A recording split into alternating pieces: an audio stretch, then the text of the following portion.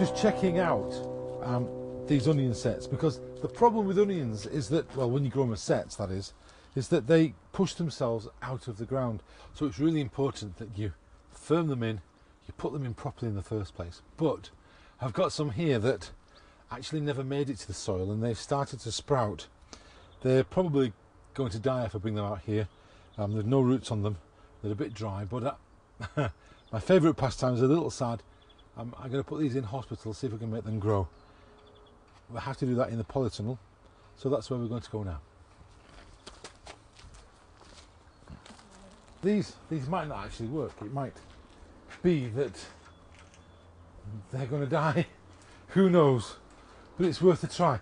And I always think that it is worth a try to get something into an environment that is probably a little bit more cosseted. And in the polytunnel, of course, it's one of the best places to look after sick plants if you need to look after them. And all that I'm going to do is simply dip them into the ground along this string. This has been dug over, but it's been a week or so ago, as you can tell with all of the moss. And I'm making holes in the ground around about 8 or 9 inches apart. And the reason why they're 8 or 9 inches apart is not because it's some kind of hospital regulation in the plant hospital here. I'm going to grow things in between it. I'm going to grow some garlic in between it later on. Same reason. I know it's the wrong time of the year, but we're in the green, in the polytunnel, and so why not? And in it goes. I'm just going to very lightly push it in and then firm it down. And quite simply, all that's going to happen to this thing is that it will either grow or not. But it's really, really quite, well, for me, a sense of achievement to be able to put plants into situations where normally you would just throw them away or compost them or do something else with them. And I like to have that kind of fulfillment that comes with knowing that, well, I actually got that plant going. It's February in the polytunnel and we've got things growing, which is fantastic. One thing I'd like to point out that I personally don't like to do, and it's this. It's get an old twig and sticking a packet on the top and leaving it so that you know what's growing in your plot.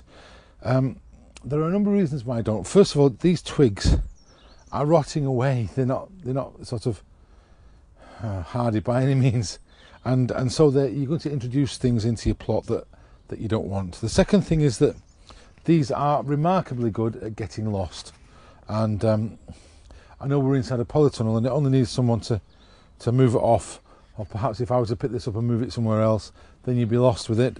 And the other thing is that you get slugs and snails up here in a little bit. It's just not the best.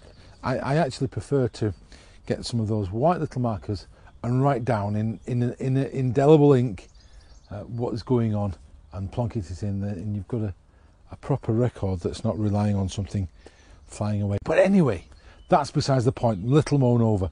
We've got 2 rows here of different kinds of salad beets coming up. A mixture, Suttons call it speed seed, and they're leaf salads. And they grow up into all sorts of things. It's only a small row there. Somebody's just popped a quick one in for to see what comes up quickly, I think. Because by the time you thinned that out, there's not going to be many plants left behind. And a longer row here, again, these plants need to be thinned, probably at first to about 3 or 4 fingers apart. Keep your thinnings, the things that you pull out of the ground, keep them, take them home, give them a wash in a colander and eat them with a salad. They're perfectly fantastic. People in posh shops pay a fortune for such things. And then here, invisibly, we've got a row of spring onions, and you can just begin to see the wisps of the spring onions popping up. There's 1 or 2. When they first come out of the ground, when they first germinate, they look a little bit like grass leaves, but they're not, and they're by the time July comes along, we'll have a nice little line of spring onions.